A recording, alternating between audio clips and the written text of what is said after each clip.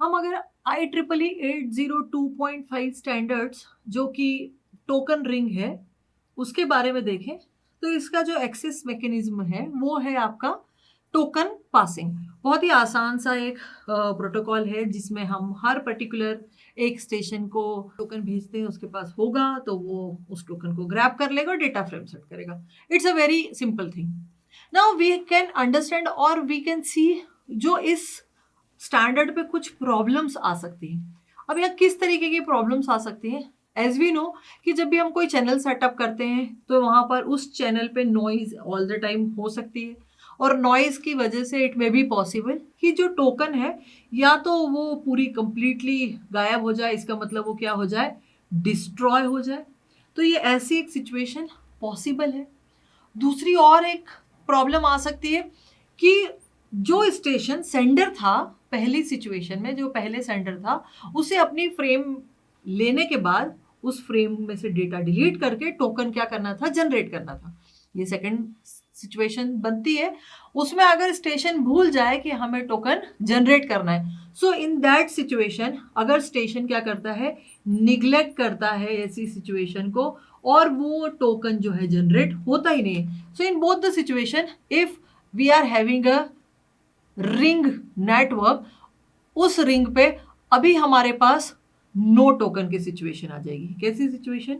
No token. या तो वो टोकन नॉइस से पूरा का पूरा डिलीट हो गया है, खत्म हो गया है, या फिर स्टेशन ने रीजनरेट नहीं किया। सो अभी ये सारे कौन सी सिचुएशन में चले जाएंगे? वेट सिचुएशन में, क्योंकि अभी टोकन ही नहीं है, सब अपने अपने टोकन का इंतजार कर रहे हैं डेटा लेके कि डेटा तभी भेज पाएंगे जब हमारे पास टोकन होगा। So in both the situation, यहां पर ही अभी वेटिंग सिचुएशन में there may be another one problem which may occur.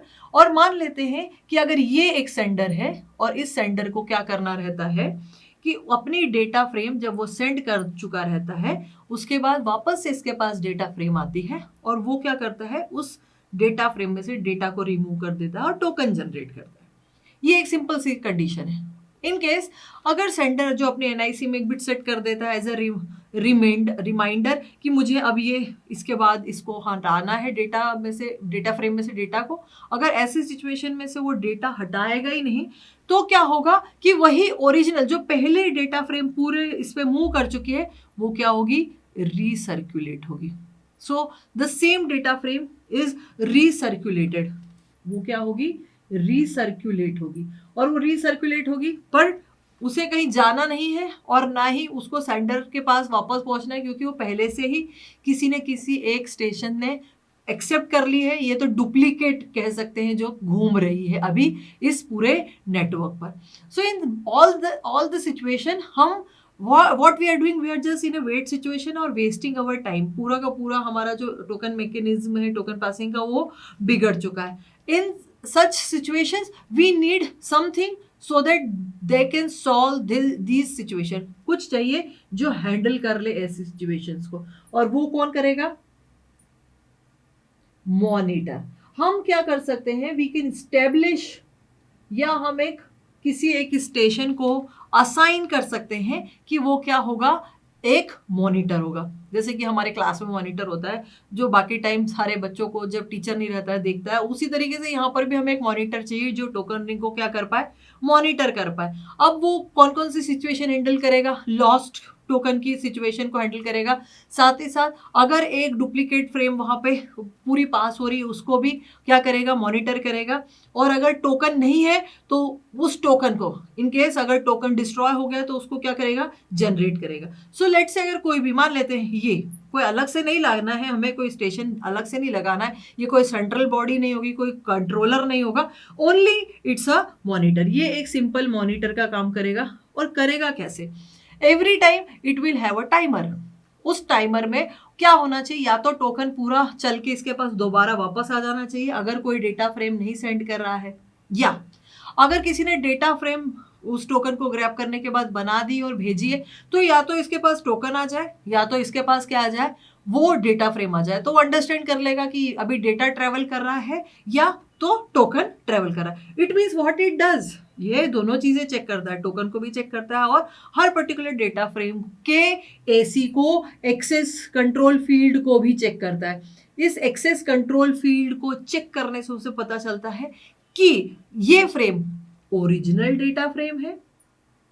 अगर ओरिजिनल डेटा फ्रेम है मतलब ये एक बार सर्कुलेट होके अपने डेस्टिनेशन पे पहुंच गई तब तो ठीक है। और अगर ये डुप्लीकेट फ्रेम है मतलब वही वाली है जो रीसर्कुलेट हो रही है, तो वो उसे क्या करेगा, लेगा, उसमें से डेटा को रिमूव करेगा और टोकन को क्या करेगा, जनरेट करेगा। ये इस मॉनिटर का काम है कि टोकन को मैनेज करना है। अगर टोकन नॉइज ने डिस्ट्रॉय कर दिया तो भी मॉनिटर एक पर्टिकुलर टाइम के बाद अगर उसके पास टोकन नहीं आया तो जनरेट करेगा। अगर डेटा फ्रेम बार बार वही डेटा फ्रेम उस पूरे आपके टोकन रिंग पे, इस रिंग पे सर्कुलेट होती जा रही, तो उसमें से वो डेटा को रिमूव करके फिर से टोकन ही जनरेट करेगा। एंड इन थर्ड सिचुएशन, अगर वो जो आप, ये जो आपकी कंडीशन है जिसमें स्टेशन डेटा फ्रेम में से या अपनी जो सेट किया हुआ है वही कंडीशन निग्लेक्ट कर देगा, तब भी ये टोकन जनरेट करेगा on the basis off timer function. So every time it will do that function. और आपका जो पूरा टोकन रिंग सिस्टम है वो वेटिंग सिचुएशन, मतलब हमेशा हम वेट करेंगे कि टोकन ही नहीं है तो हम क्या करें, ऐसा सिचुएशन से बच जाएगा। अगर मान लेते हैं कि ये सिस्टम नहीं काम कर पा रहा है, तो एवरी टाइम हम क्या कर सकते हैं कि हम एक को मॉनिटर और किसी दूसरे को असाइन कर देंगे कि इफ इट फेल्स, अगर ये फेल हो जाता है, अगर ये काम नहीं कर पा रहा है, क्योंकि देखिए ये पूरी टेक्निकल चीजें हैं, समटाइम्स इट कैन फेल, तो हमारे टोकन रिंग का काम बंद नहीं होना चाहिए। तो हम किसी और सिस्टम को, उसके बगल वाले, उसके पहले वाले, N number, X number, P number, कोई भी एक स्टेशन जो भी होगा उसको हम सेकेंड नंबर का मॉनिटर क्रिएट कर सकते हैं, डेजिग्नेट कर।